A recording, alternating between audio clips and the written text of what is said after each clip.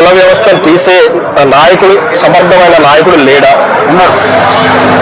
అంటరాని కులాలు అంటే తమ ఆత్మాభిమానాన్ని చంపుకొని బ్రతకడమే ఈ సమాజం.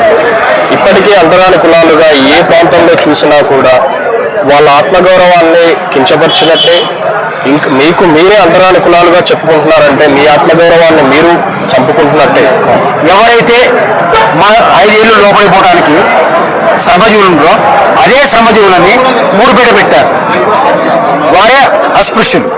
ఎందుకంటే ఎందుకంటే ఎందుకంటే మన నిన్నగా మొన్న నెల్సన్ మండేలా మన ఇండియా వచ్చినప్పుడు ఒక సినిమా యాక్టర్గా ఆయన ముద్దు పెట్టుకుంటాడు.